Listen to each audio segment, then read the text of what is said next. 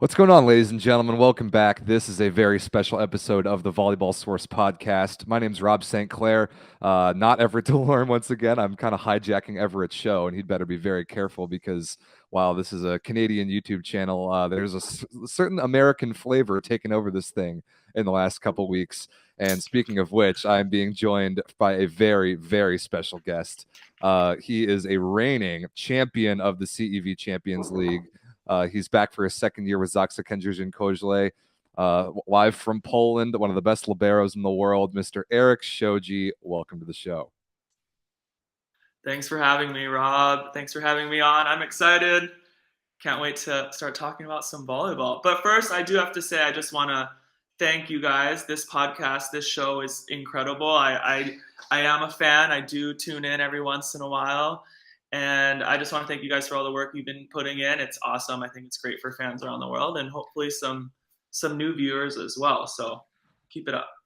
Thank you very much. That's very high praise. And if anybody hasn't checked out Erik's YouTube channel as well, it's phenomenal. It's so cool to hear breakdowns from a player of that caliber, like who played in some of the matches. And you just did one recently of the last 10, 15 points or so of last year's Champions League final, which went deep into extra points, where you guys won that trophy over Trentino in the finals. So definitely go check that one out. I loved watching it, reliving just how ridiculously good Kamil Semeniuk was in the end of that match.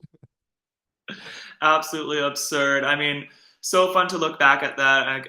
On my channel, I'm kind of going to go through the summer here in chronological order, but that was a match I absolutely needed to watch and talk about and review and live again. So that was definitely a fun one, but insane environment, insane finals. Happy to get that Champions League win, my first gold, and hopefully going for another one.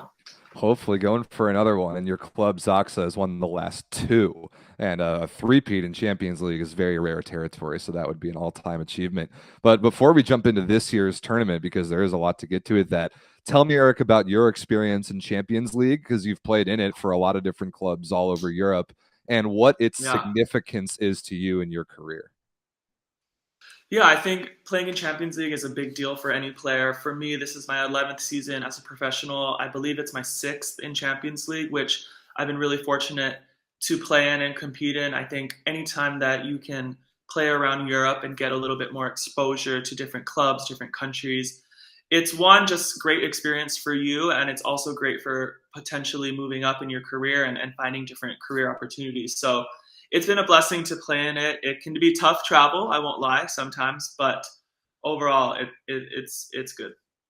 Yeah, I think you said in your last YouTube video that in your opinion, it's the third biggest thing that you can win in all of volleyball, behind only the Olympics and the World Championship. And I agree. I think it's exactly right there. It's clearly the most prestigious club competition in the world. And by the time we get to the final 8, or in this year's case, the final 11, those like semifinals and the superfinals, like those matches produce some of the most ridiculous volleyball you'll see anywhere all year, every year. It's just incredible. So I totally agree that the significance of this Champions League, you just can't overstate it.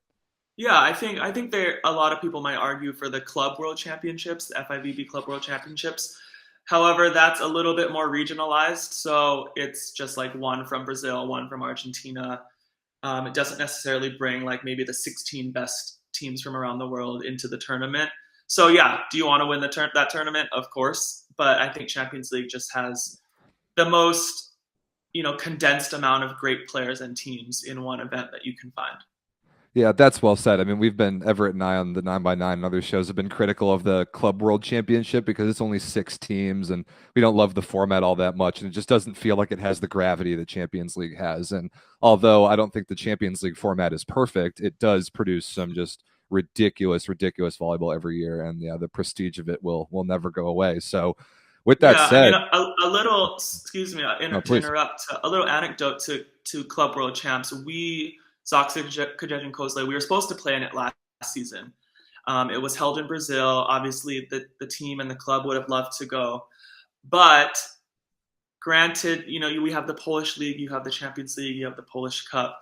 There was almost no time for us to fit in that match, and it would have meant delaying 1 or 2 matches. And then on top of that, it would have meant flying all the way from Brazil to Novosibirsk, Russia in Siberia directly to play a Champions League game. So these are the kind of schedule conflicts that clubs and players have to deal with. And at the end of the day, we figured that Champions League was a little bit more important than this Club World Championship. So we opted out, unfortunately. But in the long run, I guess things kind of worked out last season. So that's kind of the battle that teams have to face sometimes. I'm glad you brought that up because I remember that happening. You and Zaksa last year were in the midst of just a ridiculous calendar, like just the craziest travel schedule ever. And flying to Brazil to play a Club World Championship ended up not really being a reasonable thing for your club to do, and you chose not to do it. And you walked away with winning a Champions League anyway. So I think that story right there is perfect to demonstrate the priority that is the Champions League. Yeah. All right, so let's jump into this thing. The 2023 Champions League is getting underway. I think it's going on right now, and I'm talking about the earlier rounds of the Champions League where there's like every country in Europe gets at least one team. You play all these earlier rounds, and then there are two teams that are from the rounds that are playing right now that'll advance to the fourth round. And while it's called the fourth round, that's a little bit confusing. The fourth round is basically like the regular season. It's where it's where the good teams, or like the championship caliber teams, start their tournament. And here is what we know right now about the draw for the 20 teams that will play in the fourth round of the 2023 Champions League. So the fourth round will start in about November. I think I was looking at the schedule, like maybe the second or third week in November is when these matches get going on. And so we already know 18 of the teams participating. And like I said, the last two will be made up of teams that are playing right now in the earlier rounds and will advance to this stage. So before we jump into the pools in particular, Erik, I think we've got to address something here, and that's that there are no Russian teams in this year's Champions League. Yeah. And I mean, the fact of the matter is, I mean, there's the reasons for excluding the Russian teams from Champions League are well documented, and in my opinion, it makes sense. And there was a lot of the drama around the timing of that last year with like the Russian teams advancing to the quarterfinals and then immediately having to forfeit matches and all that. And this year they're just straight up not included in Champions League. As much as the reasons are what they are, we have to acknowledge that the level top to bottom of this Champions League without the Russian teams is down compared to most years. Would you agree with that? Yeah, I would agree. And obviously I'm not here to knock any teams. It's not my brand. I love to keep things positive. But the fact of the matter is that we're bringing in teams that normally wouldn't be in the Champions League.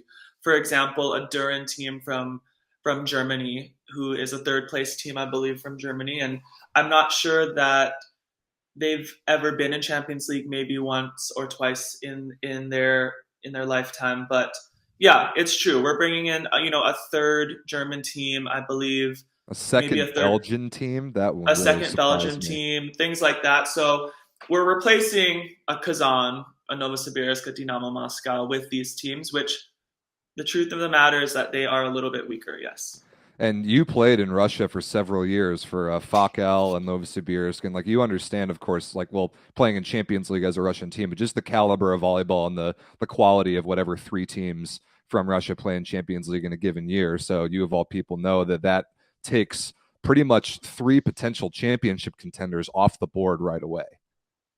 Yeah, absolutely. I think any Russian team that comes into the Champions League is usually a medal favorite. They're a team that can make a quarterfinal, make a run to the final. Kazan, who is the perennial power, probably the most Champions League in history, I believe. So as a competitor, maybe it's like, well, at least maybe they're not in. Like, we have a better chance of winning this year, but they deserve to be there. It's just at this point in time, it's not happening. Yeah, and the reasons for it are what they are, but I just think it's just got to be acknowledged that without Russian teams in the tournament this year, the level overall is a little bit weaker, and I think that it will still produce crazy good matches when we get to later in the tournament, but in pools, there aren't quite as many pools as usual that are really stacked and don't have a total clear favorite. Now, there are a couple exceptions to that as we'll break them down, but it's just important to note that this is a very different feeling Champions League from normal for that reason. Yes, absolutely. All right, so should we jump into it? I want to start with Pool A Let's and check out the teams. All right. Got it. So So Pool A, 4 teams in this pool. We already know who they are. The format of pool play, by the way, in Champions League is double round robin. So every team will play 6 matches against each of the other 3 teams in their pool twice each, home and away. And we'll get to the criteria for advancing out of the pool later on in the show. But so the 4 teams in Pool A, we got Jastrzębski Węgiel in Poland, a team that Erik knows extremely well. We've got Friedrichshafen from Germany. We've got Montpellier from France, and we've got Novi Sad from Serbia. So I think we should start with Jastrzębski, Erik, because I mean you can tell us all about this team. I think they're the clear favorite in my opinion, and have a pretty decent chance to be a real player in the Polish Plus Liga like they are most years. So tell us a little bit about Jastrzębski, especially considering all the battles that you had against them last year in both Poland and Champions League. Yeah, I believe we played them 10 times last season, 9 or 10 times in all of last year. So they're very familiar to me. They have pretty much the exact same team as they did last year. 3 French gold medalists and some extremely good players around them as well. Tomasz Fornal, who was a player on the Polish national team, and their libero is extremely good as well. So I'm expecting a 6-0 sweep from them, possibly dropping a couple of sets, but I am expecting 18 points from them. They're very good, very solid. They got aced 15 times last match and won easily in 4 sets. So they're a team that can find a way to win. Yeah, they can. I mean, they have one of the best setters to ever do it in Benjamin Toniutti. And I mean, I don't care that he's not the starter for the French national team anymore. He will make every team that he's on better. I think we saw that with Zaksa 2 years ago. And they've got some pretty serious firepower. I mean, Fornal and Clevenot on the outsides is an awesome duo. And then they've got 2 very different opposites in Stefan Boyer, who's like crazy dynamic, explosive, high contact point, but really streaky, versus Jan Hadrava, who's really, really consistent. And then, like you said, great at libero with Popivchak and great in the middle. So I didn't know that. I mean, I guess you're talking about the Olsztyn match that they just played where they got ace 15 times and won easily. That's ridiculous. Yeah, they're a team that has a lot of different ways to win. And obviously last match, they're an extremely good passing team, and that with Olsztyn, it just wasn't quite there. We also played Olsztyn, and they're a great serving team. So they're going to find a way to win. They battle. Last year, we kind of had their number, but I do think that they're definitely the favorite in this group. Yeah, I think they're just more talented at every position than the other teams in this group for sure. And while I think they do have a couple weaknesses against like elite level, like other Champions League contender teams, I don't see anybody in this pool challenging them. I agree. I think 6-0, 18 points is very possible. Definitely. That's my prediction going out there right now. All right. I mean, I'm right there with you. I don't see them losing a match, and that will be a huge advantage when we get to the bracket in terms of how, like, because you don't just have to win your pool. Your ranking amongst the other teams that also win their pools determines where you get seated. I actually think it's a decent idea to just talk about this now. Let's look at the bracket now, because it'll kind of frame how we talk about the rest of this pool phase. So this is very, very different from Champions Leagues of the past. You've got the bracket on the screen right now. It is now 11 teams. It's not 8 teams anymore. Actually, no, I can't count. 13 teams. Wait, no, I can count. 11 teams. My bad. I'm being confusing. 11 teams, and it's not drawn by lots anymore like it has been in the past. So previously, all you had to do was make it out, and then you got randomly drawn into a position in the bracket. Not anymore. Everybody, we know now like exactly where teams will be seated in the bracket based on how they do in pool play. So if you win your pool, the 5 pools of 4, if you win, you get a bye straight to the quarterfinals, the round of 8. So you can see those 5 pool winners there on that second column.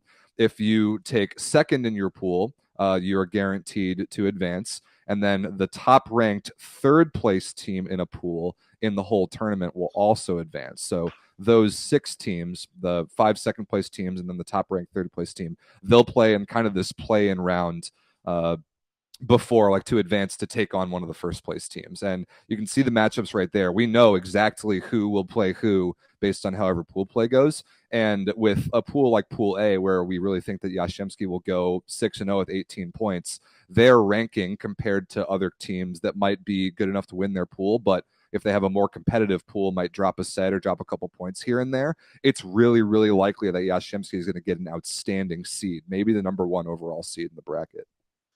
Yeah, I definitely agree. I think it's a format that every point matters, every set matters, every match matters. Obviously, it's very similar, which we can talk about later, to the World Championship format in which we just played, which was presented its challenges, I'll be honest, but it was a great format to know that you had to go in there and battle every day in, day out. Every single point mattered. And what's interesting, I think, that the FIVB and CEV is doing is that they're creating these single elimination brackets. From what I know, is this single elim or is this a home and away during the playoffs as well? I think that each matchup is home and away. I think. Okay. I've got to double check on that because that's what it's been in the past, where up until the finals, which is just one match on a neutral site, every series is home and away. I'll double check that, but I'm pretty sure that's the case again. Okay, well, yeah, I mean, it's still cool to have bracket play to know exactly like who you're going to match up with and what's going on there. So I don't mind the format. I think it's a little bit interesting with the buys and 11 teams, but they give us a format early. You got to deal with it and hope and play. Yeah, that's all you can do. I kind of agree. I'm not a huge fan of the drawing of lots idea. It seems like a very, very European thing, and maybe just my American sports experience. I'm not used to that being such a focus. I kind of like it better when it's just set. Like, this is the bracket, this is where you're going to be placed based on pool play. And the World Championship, like you were talking about, was exactly the same thing. I know you and I, Erik, were messaging a bunch like, okay, if this team wins, if this team takes this spot in this pool with this many points, like, where are they going to match up? It was kind of crazy to follow along with that. I think it's a little bit better for the fans too. Do you agree with that? Just to kind of know the expectations of the bracket? Yeah, definitely. I mean, the Poland-USA matchup of World Champs was a topic of discussion before the tournament even started. So it's a good it creates some drama there. It sucked being on Team USA, obviously, but I like knowing where we're gonna go, who the matchups are, and what you need to watch, because it can kind of eliminate the thought process of, oh, these teams over there. If I know I'm not going to play those teams, I don't worry about those teams. Right. So as a player, you can focus, and maybe as a fan as well. Yeah, that's pretty well said. So that's a little more the case for Champions League this year. I think this is going to be pretty well received. I know 11 teams is a weird number, but I kind of like the way this bracket works out, and they're rewarding all of the teams that win their pools with at least getting straight to the quarterfinals. And I think that makes sense. Yeah. All right, so we talked about Jastrzębski, back looking at Pool A, because it's, like we said, I think it's pretty likely they go 6-0 with 18 points. They might get that number one overall seed. Let's go over the rest of the teams in this pool really quickly. VfB Friedrichshafen in Germany. I mean, they've certainly been here before. This is a perennial Champions League team. I know, Erik, you played in Germany for a while. You saw these guys a lot. They've got a couple pretty good names on the roster. Dejan Vincic, setting Serbian guy, is really good. Two Canadians, and Blair Ban at libero, who's great, and Andre Brown at middle blocker. A couple good outside hitter characters. Vicentin, this Argentinian guy, is pretty good. Kacic, I think he's from Montenegro. He's pretty good. And then Superlock, the opposite that came over from Warszawa in the offseason.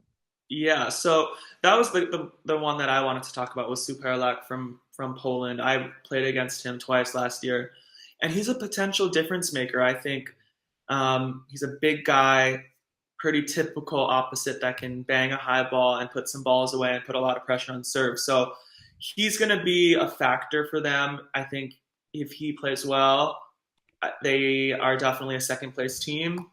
If not, I'm not so sure. I don't know the other teams that well, but they'll be right in there. I think they're a team that can get second or third for sure.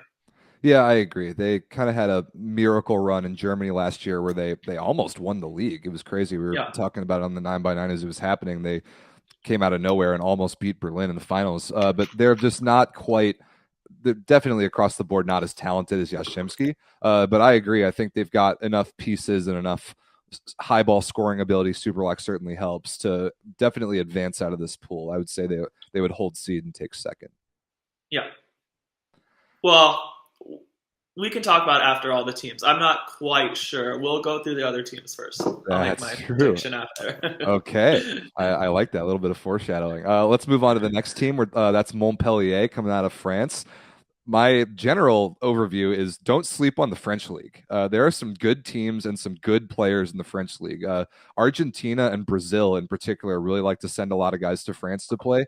Same with the United States and Canada. There are a bunch of Americans or North Americans playing in the French league this year. Montpellier in particular, the only one I know of is Danny Demyanenko, the Canadian in the middle. But they've got Nicolas Legoff, who's an Olympic starter, who's a monster.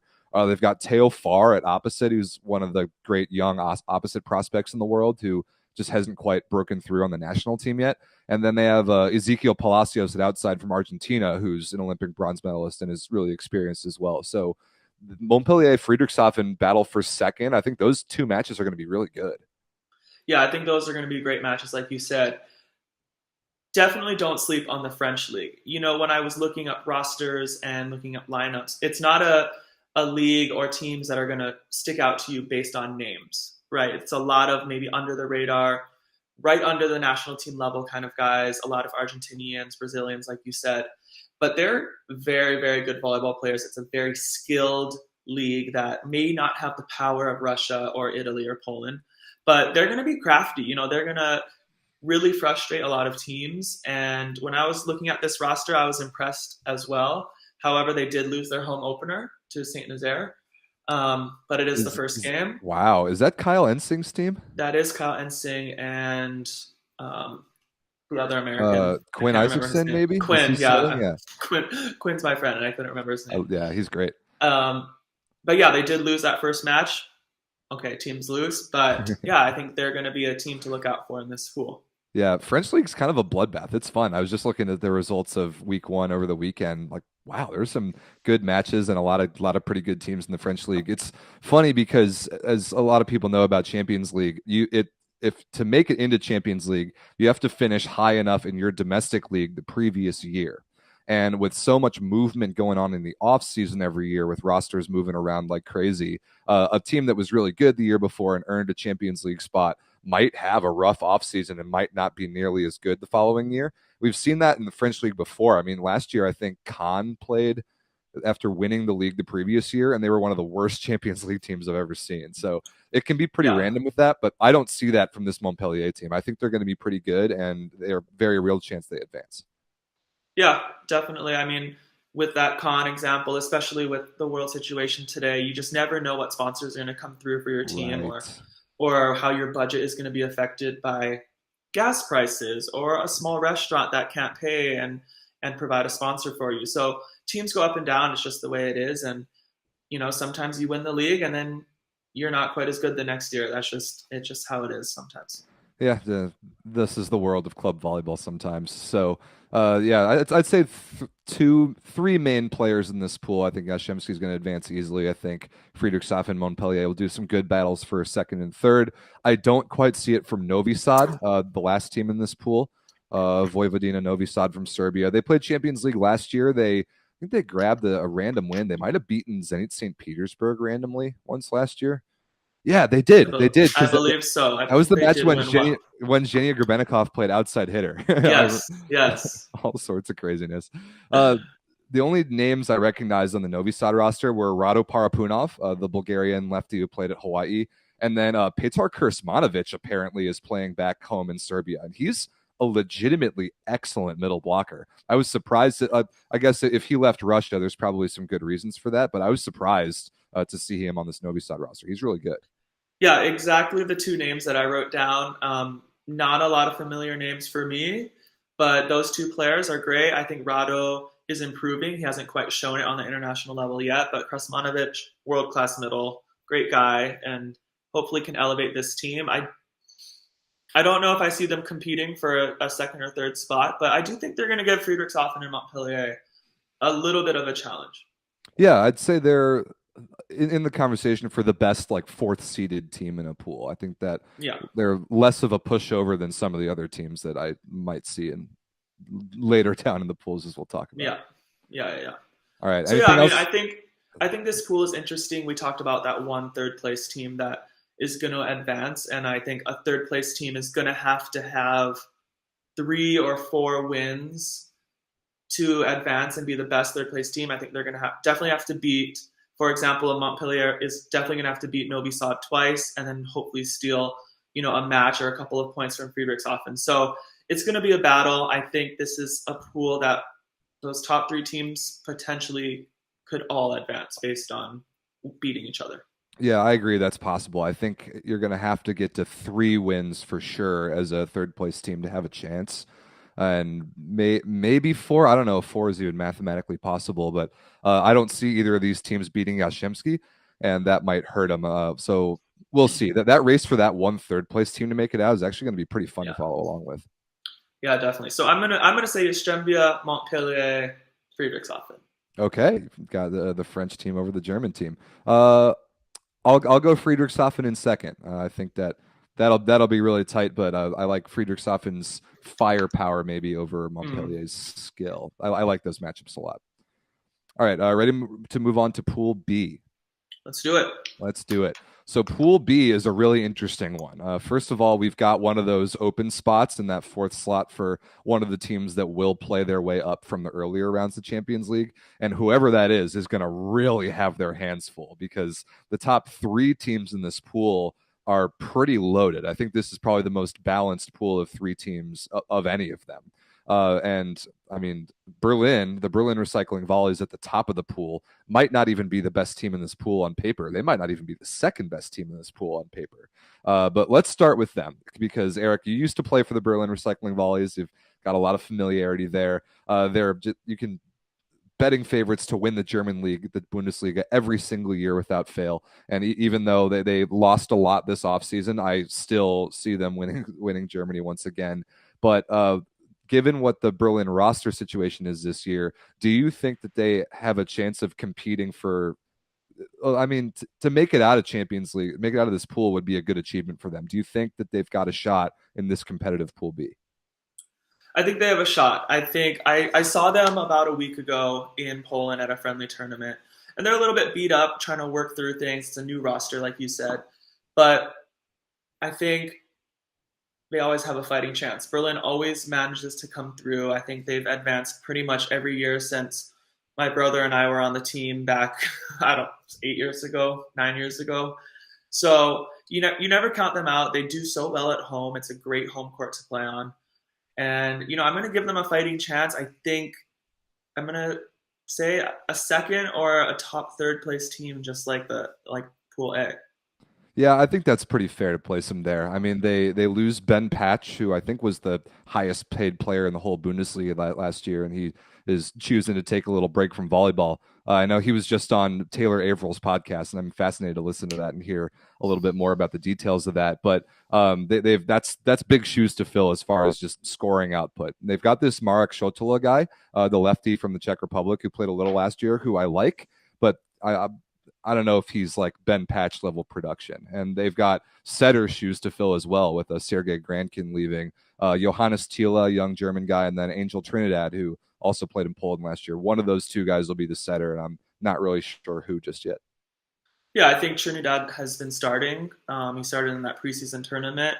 He played in Poland, so he has a lot of experience. I think in Berlin, there's a different amount of pressure because you are supposed to win that league. I know that President, who I love very much, gets on the setters a lot. So we'll see how they perform. I think in terms of the opposite, Sotola actually ended up starting at the end of the year over Ben last season. That. Yeah. So they're comfortable with him. I believe that they trust him 100% and think that he can make a difference. So it's just whether they can find that consistency and consistent firepower to compete with who we'll talk about, Xavier Che and Hofbank here. Yeah, and they've got two great middles. Anton Brema coming back after a year of injury is huge, and Nehemiah Mota, the Australian kid's really good too. And then our boy Cody Kessel. There's an American on this team. There's always a lot of Americans on Berlin. Less this year than many other years, but I got to give Cody a shout out, a friend of the program. For sure. Yeah, and Cody has been playing so well. He made the World Champs roster. He competed for a spot, challenged our guys day in, day out. So shout out to Cody. Huge volleyball guy, loves volleyball, and great guy as well. Absolutely. So you just alluded to the team that we think, I mean, I'm with you. I think that Auleron Zawiercie has got to be the favorites to win this pool. And I just did a big preview on the Polish Plus Liga, Erik's domestic league, last week. And my guest, this guy Pavel, who really knows the league well, he actually picked Zawiercie to win the Plus Liga. I was surprised by that. I don't know if I would put him quite at that level, but they're playing, I think, in their first Champions League ever. And talk about a home crowd that's awesome. I saw them a little bit in like the later stages of the Plus Liga playoffs last year, and I was really, really impressed. And they went out, and even though they lost Facundo Conte on the offseason, they brought in Bartosz Kwolek, who's awesome. And I think this team will definitely win this pool, even with like the firepower of Berlin and Ankara. I really like this Zawiercie team a lot. Yeah, I think they're a great team. We just played them in a preseason tournament as well, where they didn't play all their starters, and we actually play them on Sunday in a real match. So we'll see how that goes. But they're a great team. Danani from Argentina is their libero as well, who's world class and has really, kind of steadied out the passing line of that team. And they have firepower from every option. I think if they can pass the ball, they're going to be a really hard team to stop. They serve well. Their setter Tavares from Portugal, I believe, is running a very good offense. I think he's an under-the-radar setter that people don't give enough credit to. And I think they're going to win this pool. I agree. I think they're going to win this pool too.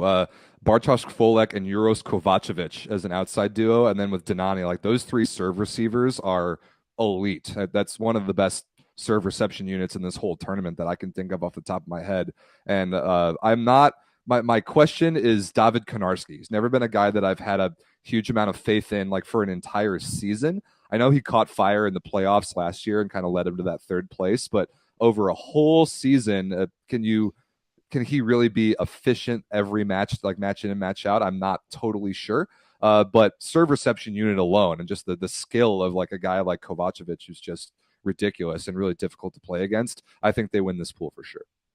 Yeah, and I think it's going to be a challenge for any team out there. I mean, in Poland, we have 16 teams in the league now, which means a minimum of 32 just regular season matches plus Champions League plus the Cup. So it's a lot of matches, and Konarski is a great player. He relies heavily on a fast offense and even a very fast medium ball. So if teams can figure out a way to slow that down, it becomes a little bit more of a chance for these teams. And I know that's been a key for us in Zaksa last year especially. Yeah, you guys, Zaksa in particular, do a really good job against opposites kind of like that. I mean, I've seen you guys totally bottle up a guy like Kanarsky or a guy like Jan Hadrava, Yashemsky, just getting in the right spot against those medium tempo balls and really putting a lot of pressure on those guys. The thing is that this Zawiercie serve reception unit is so good that it's going to be really difficult to put them out of system. And they've also got your former teammate and reigning champ, Krzysztof Reno, in the middle. That was a nice offseason move for them. Yeah, we call him Pepe. That's our boy Pepe. I love that. Moved on to Zawiercie. We're not very happy about it, but we still love the guy. And, obviously we hope he does well. But he's a great middle. I mean, he's a 2-time Champions League winner. He started last year. And, it's just another challenge that these teams are going to have. Yep, but I'm with you. I think Zawiercie is the most talented team in this pool. And another thing that you can't really underrate, Michał Winiarski coaching. I think a real rising star in international volleyball coaching and obviously an all-time great player. But I really like him as a coach, and I think that makes a difference for this team. Yeah, definitely. I think Winiarski, he was one of the best players in the world. He's a Polish guy that can relate to the strong personalities that Polish guys often have on the volleyball court. So I think it'll be a great fit and hopefully not too great for us in the domestic league. Yeah, I mean, mark your calendars, boys and girls. Zaksa versus Zawiercie this weekend. I can't wait to watch that. Last team in this pool is a really interesting one. I mean, we get Turkish teams playing in Champions League all the time, and some of them make really nice runs. But I've never been more excited about a Turkish team just to see what happens than Halkbank Ankara. They not only do they get our boy Micah Ma'a from Katowice to come over and set, they go out and get Namir Abdelaziz.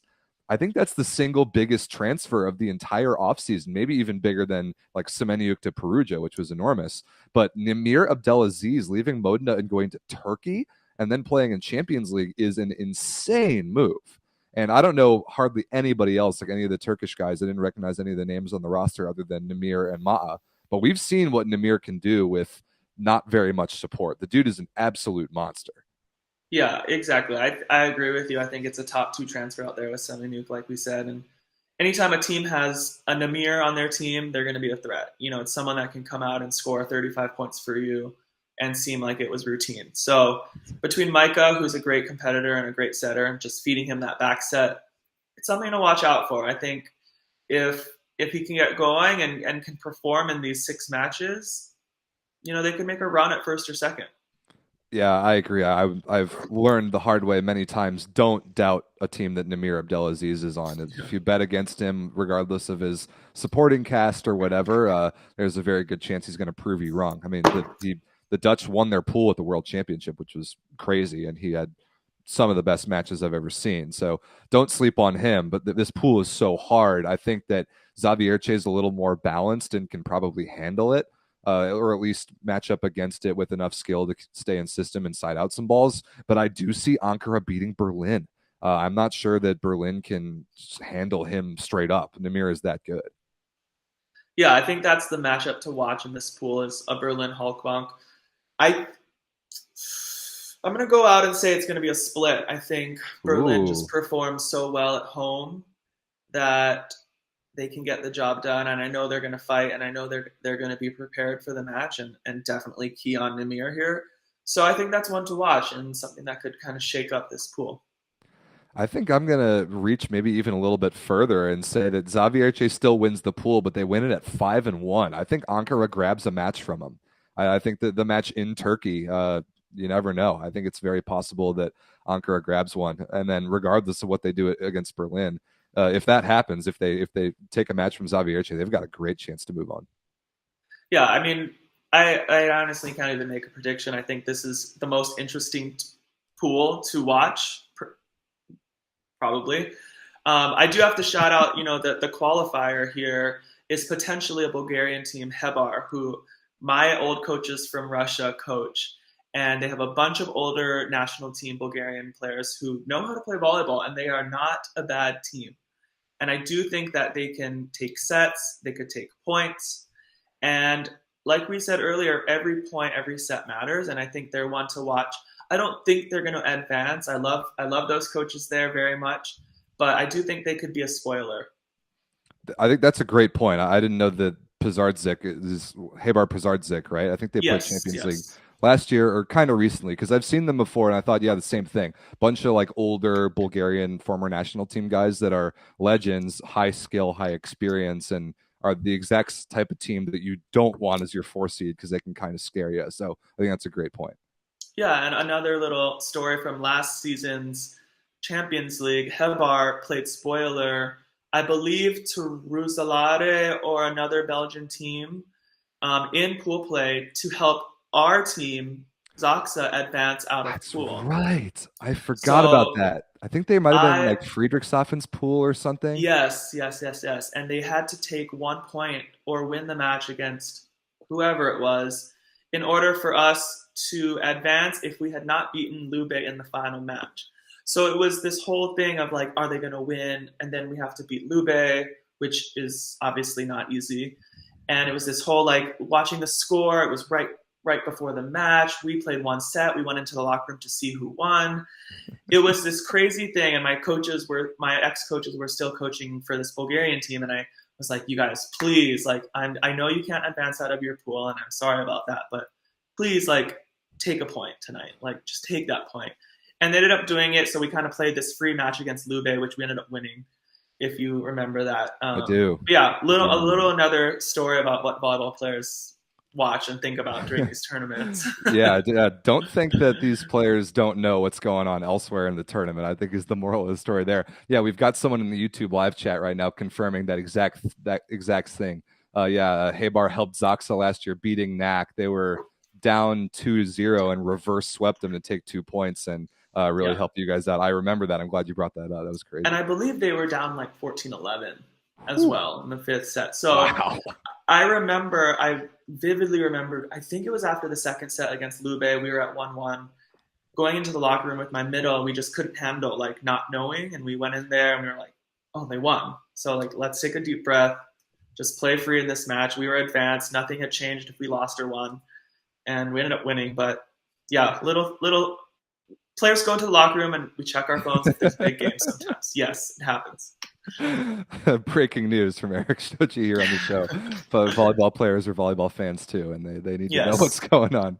Yes. All right. I'm looking forward to this Pool B. I think it might be the most competitive top to bottom of any of them. I can't wait to see what Namir does. I can't wait to see what Zavierche does. So gonna be a fun one. Ready to move on to Pool C? Yes. Let's do it. So Pool C has got the Goliath that is Lube Civitanova. Now, I mean, another thing that you can never, ever bet against. You can never bet against Lube Civitanova. We did it last year in the Italian league. We wrote them off. We're like, oh, yeah, this is Perugia's league to lose. They're going to take it easily. Nope, Lube wins the league again. And they do this sort of thing all the time. However, it's been a couple disappointing Champions Leagues in a row for Lube. I mean, last year they lost early to Yashimsky, and the year before that they lost early to Zaksa in an all-time great series with a golden set. But even though that they had an interesting offseason, they lose Robert Landy Simone, who's a monster. They lose Osmani Wantarena, but they're still clearly the best team in this pool. And I think have a great chance, kind of like Yashimsky in Pool A, to go 6-0 with 18 points.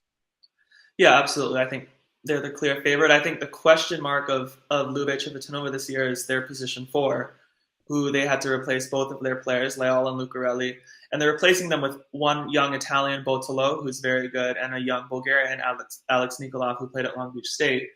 But young outsides are, they're challenged in these sort of situations, coming into a big team, big pressure, big league. I think they'll perform fine in this pool.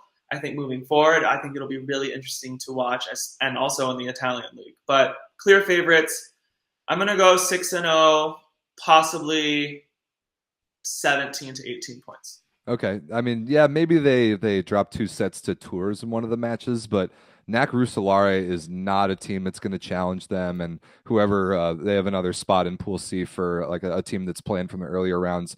I don't see anybody challenging this Lube team. I mean, we previewed them in pretty good detail 2 weeks ago. We did a long preview on the Superlega, so we don't have to go into their team in that much detail. They've got issues with the foreigner limit in Italy, but that doesn't apply in Champions League, so they can do whatever they want with their roster with all the foreigners they've got playing Champions League. You've got Ivan Zaitsev and Gabby Garcia, great options at opposite. I think if they get Marlon Yant healthy, that solves a couple of those questions at the outside hitter position that Erik was talking about. Yeah, absolutely. And let's not forget about liberos, because Balasso, the Italian libero who just got best libero in the world at the World Championships, is also their libero. So great player, helps their team a lot. Great defender, great passer. Shout out to liberos. Shout out to liberos. Great point. Everett and I were talking about it at like wrapping up the World Championship. He was so good. Talking about Fabio Balasso, terrific in the playoffs of the World Championship, and deserved that award for sure. They've also got Bartlemy Chinese in the middle this year, who's a monster. And I know they tried to pick up Isak Santos, but I think his back issue might keep him out for a while. Fortunately, they have Simone Anzani, who's really good, and one of the best setters ever in Luciano De Cecco. So Lube's incredible. I don't see them being challenged in this pool very much. No, 6-0. 6-0 for me. NAC Rusolare of Belgium is a team that's kind of a staple in Champions League. We see them all the time winning the Belgian league, but a lot of the time I know a couple names on their roster.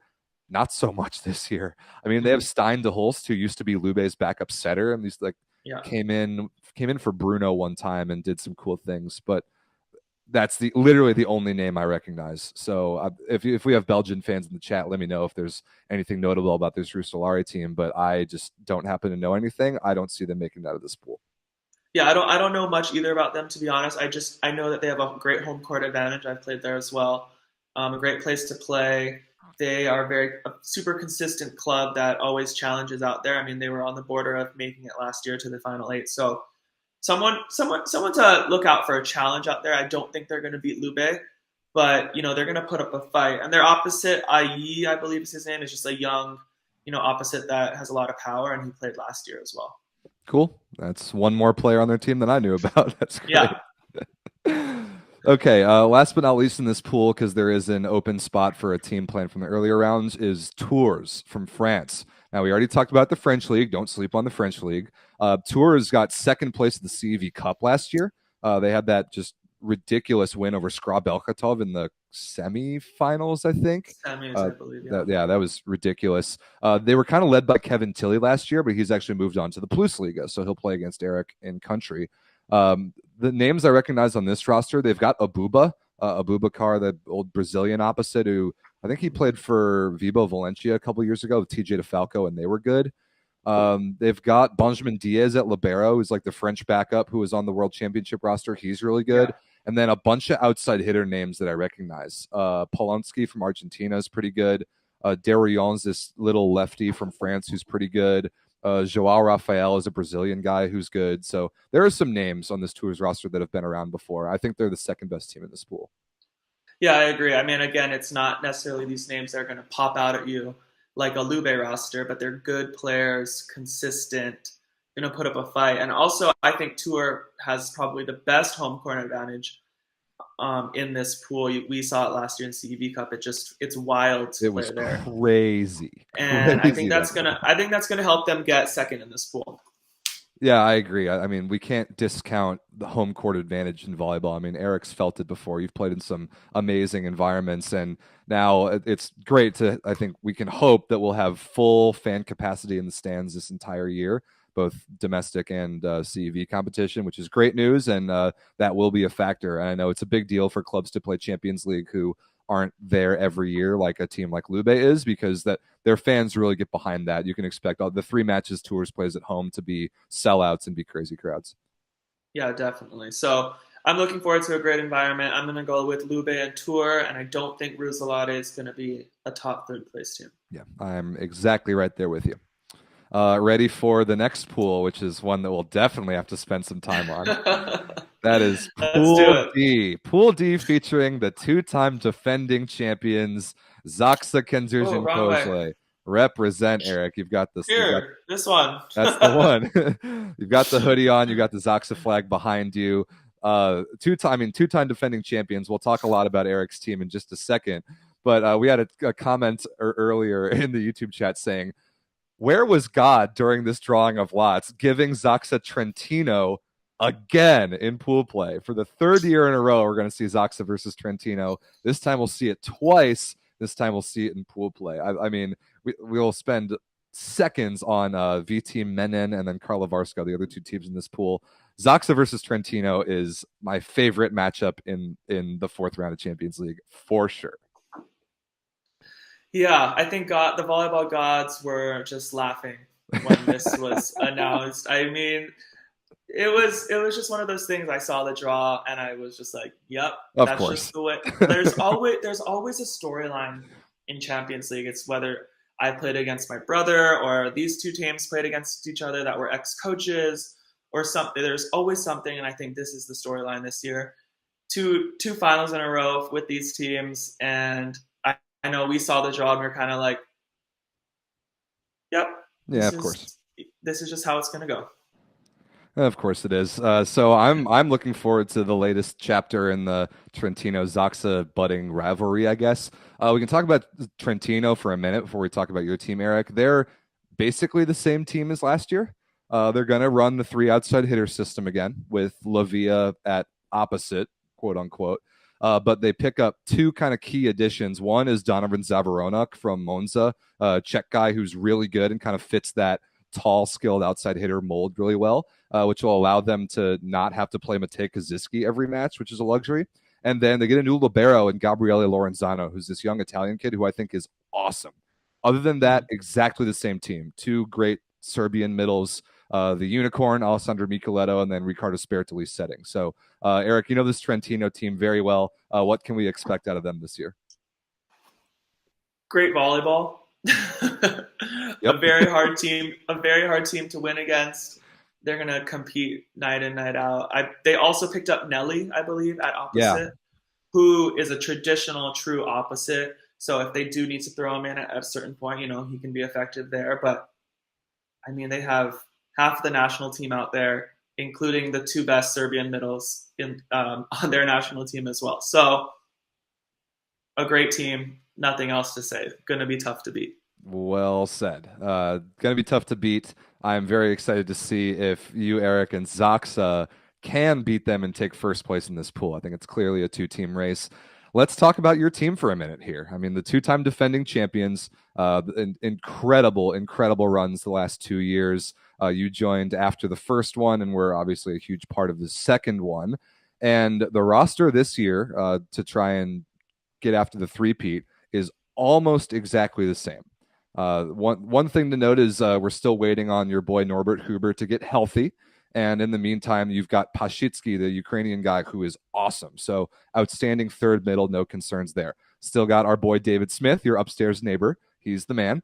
Still got Łukasz Kaczmarek, who's incredible. Probably watching right now. Sorry. Yeah, he might be. I hope he is. I've gotten to know his wife, Kelly. She watches the show. So shout out to the Smith family. Marcin Janusz is the man. Alexander Śliwka is the man. Some guy named Erik Shoji, I hear he's pretty good. But we've got to talk about the loss of the reigning Champions League MVP. No more Kamil Semeniuk. He is off to Perugia. How, Erik, do you guys fill that hole? That is not an easy task. I don't know if fill is the right word. I think if someone like Semeniuk leaves a team, it's going to leave a glaring hole no matter which team he's leaving.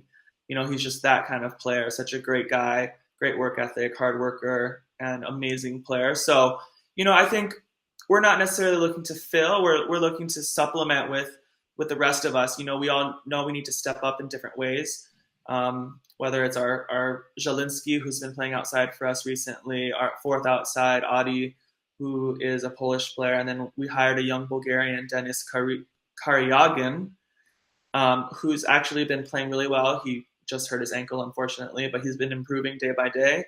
So, I think it's a year where we're not going to see the same 7 guys like we saw last year. I think we're going to see a lot of, ins and outs based on health, based on, how we're feeling. And, it's going to be a team effort. And then, hopefully in January, February, we're going to get Huber back in the middle and change things up there and have some more depth there. But, I think we're a great team. I think that we have some different challenges this year, but I think we're going to compete.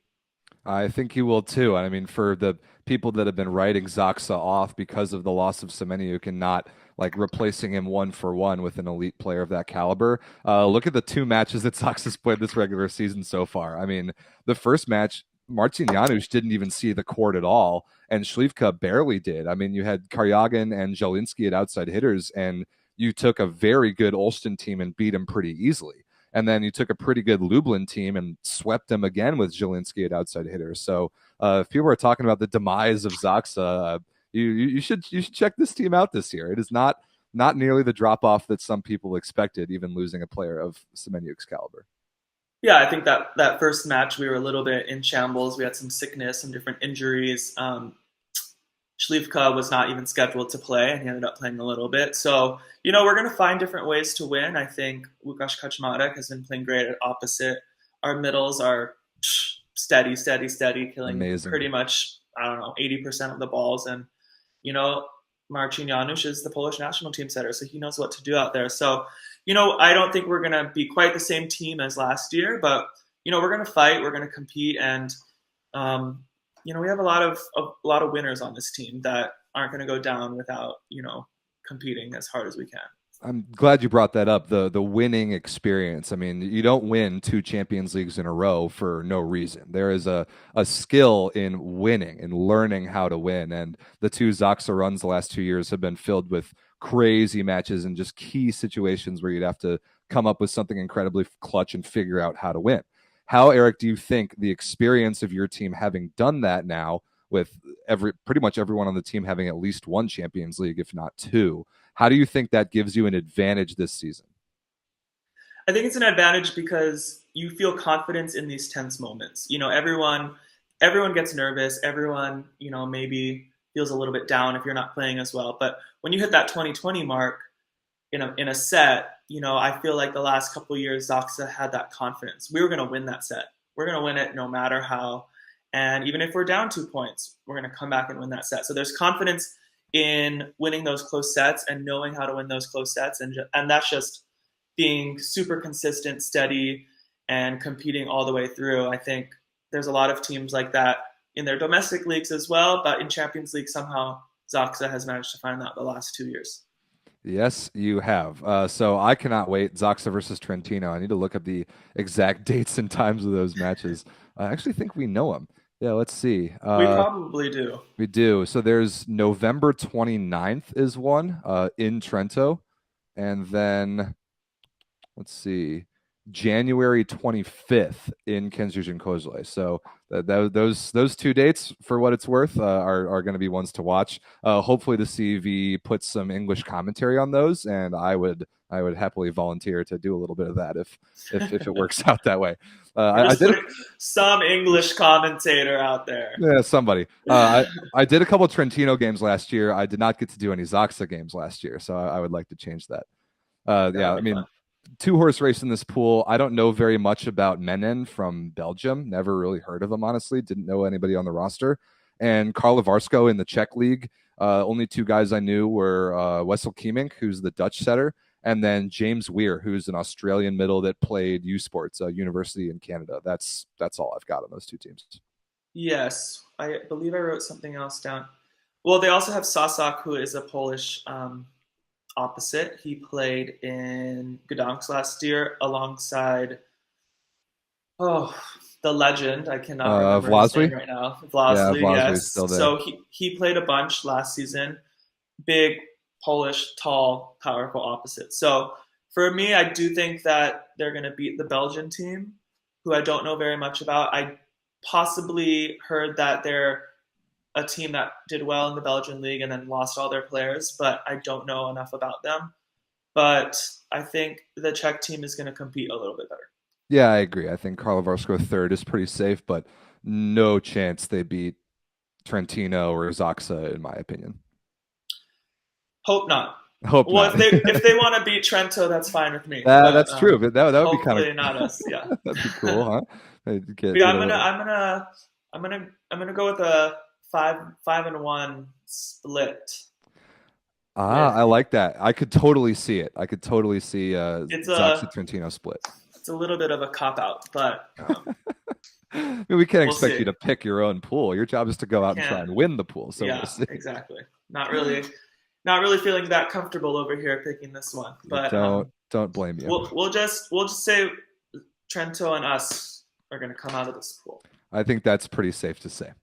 Okay. Last but not least, we've got Pool E. And we talked about your former teammate Kamil Semeniuk and his new home in Perugia.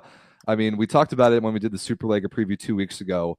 I think the main takeaway that my Italian buddy Tommy had was it would be remarkable if Perugia found a way not to win everything they participated in with this roster. It is absolutely ridiculous. And even like Ziraat Bankasa Ankara, I would say, is the second best team in Pool E. Not a chance. No way does anybody challenge Perugia. They can bench Wilfredo Leon and still go 6-0 with 18 points. Agreed. Superstars, name, eye-popping roster. I think this whole tournament is theirs to lose. I think they're the favorites. 6-0, 18 points.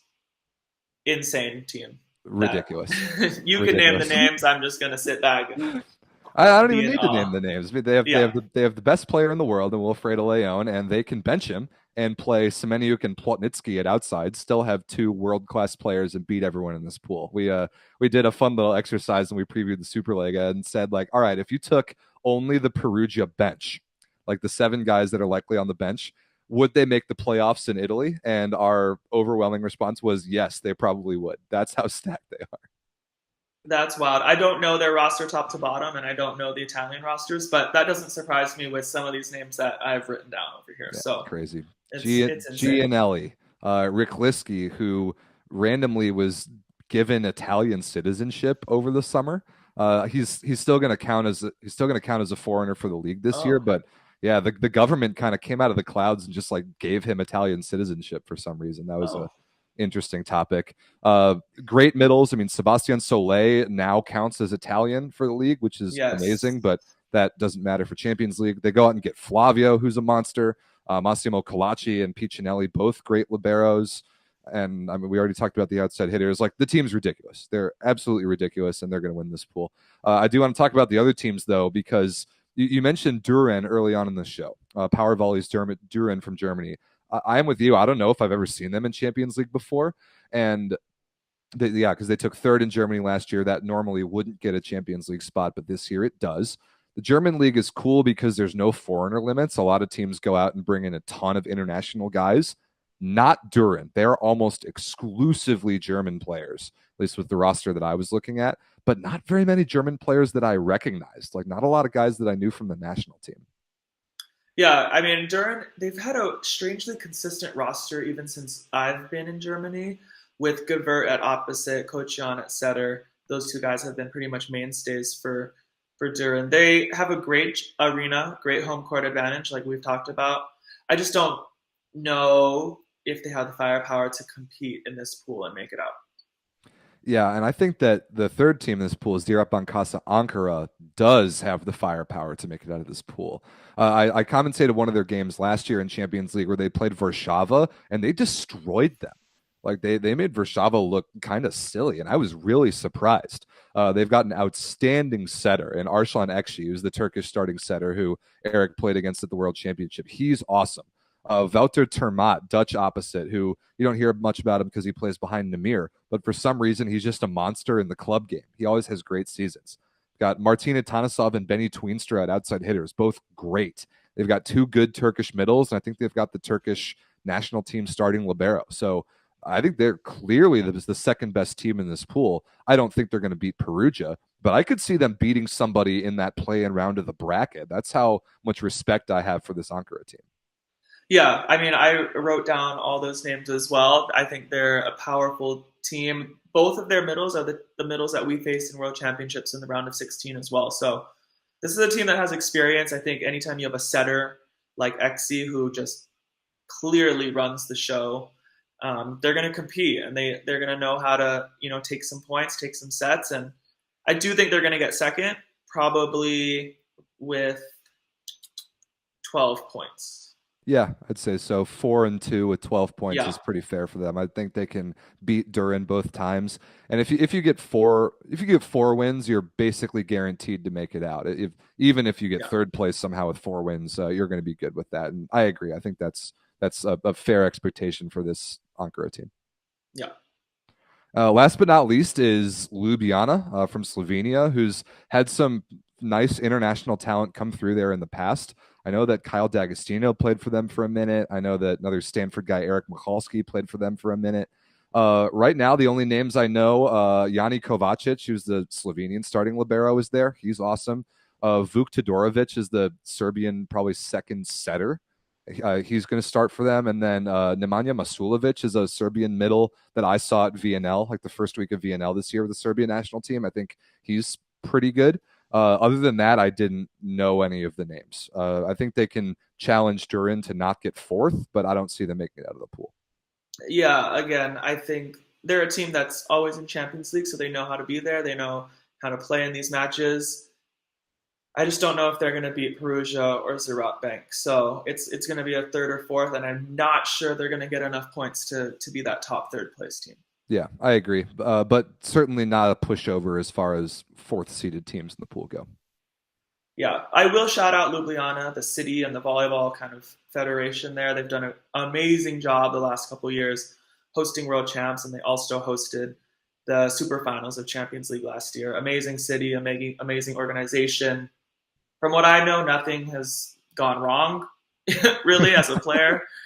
playing there. So shout out to them. They've been doing amazing things for volleyball and for CEV and FIVB. So Agreed. They did a great job with the Superfinals last year for sure, and I'm curious to see where it ends up this year. But Erik, I'm sure you'll always have nice memories of Ljubljana for one very particular much match so. that you played there. Yes, absolutely. All right, so before we wrap up the show, let's look at the bracket one more time. So just a reminder of kind of how this is going to work. 11-team bracket this year, no drawing of lots, none of that. If you win your pool, you go straight to the round of 8.